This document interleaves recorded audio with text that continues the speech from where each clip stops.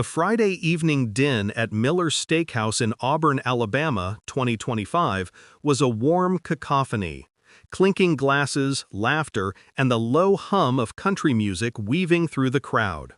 At a corner table, Jack Carson, 38, sat quietly with his 8-year-old daughter Emma, her pigtails bouncing as she cut into her first real steak.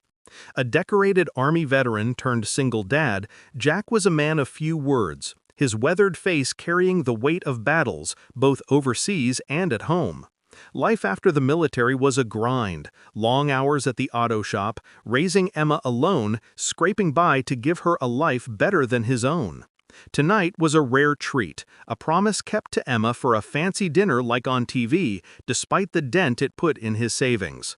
Jack's hazel eyes scanned the room, always alert, a habit from years in Fallujah.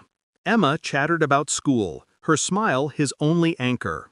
Then a commotion broke his focus. At a nearby table, Chief Randall Hayes, a burly 50-year-old with a police chief's badge pinned to his uniform, laughed heartily with friends, until he stopped. His hands flew to his throat, face reddening, eyes bulging. The steakhouse froze. Gasps rippled. Someone shouted, "He's choking!" Phones fumbled, but no one moved. Jack didn't hesitate. "Emma, stay put," he said, voice firm but calm. In 3 strides he crossed the room, yanked the chief from his chair, and executed the Heimlich with battlefield precision. 1, 2, 3 thrusts. A chunk of steak hit the floor, and Hayes gasped, air rushing back. The room erupted in applause, relief washing over like a wave. Jack patted the chief's back. "Breathe slow," he said, then returned to Emma, ignoring the stares as if saving a life was just another Friday night. Hayes, chest heaving, stared after him, gratitude mixed with shock. He started, voice hoarse. "Don't talk yet," Jack cut in, settling back with Emma, who grinned like he'd hung the moon. But then, one of Hayes's friends whispered something, and the chief's face shifted, confusion, then recognition. "Carson," he said softly, almost to himself. Jack froze, fork midair. That name, spoken with weight, dragged him back to a past he'd buried. Hayes approached, still shaky. "Jack Carson, you served in Fallujah, didn't you? Saved 3 soldiers in '07, pulled them from a burning Humvee under fire." Jack's jaw tightened. "That was a long time ago," he said, eyes on Emma. "Doesn't matter," Hayes pressed on, louder now, drawing eyes. "People should know. You didn't just save me tonight, you've been a hero for years."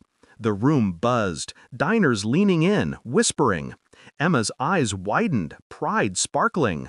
Jack shifted, uncomfortable. "Just did what needed doing," he muttered. The manager rushed over, insisting their meal was free.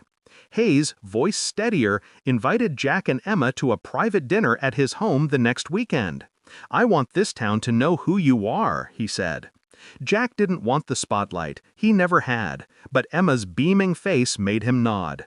As they left, her small hand in his, she whispered, "Dad, you're like a superhero." He chuckled, starting the truck. "Nah, kiddo, just a guy who got lucky." But deep down, something shifted. The world had noticed him, and it felt different. By Monday, the story had spread like wildfire. A local news van caught Jack at the auto shop, where coworkers slapped his back, customers shook his hand.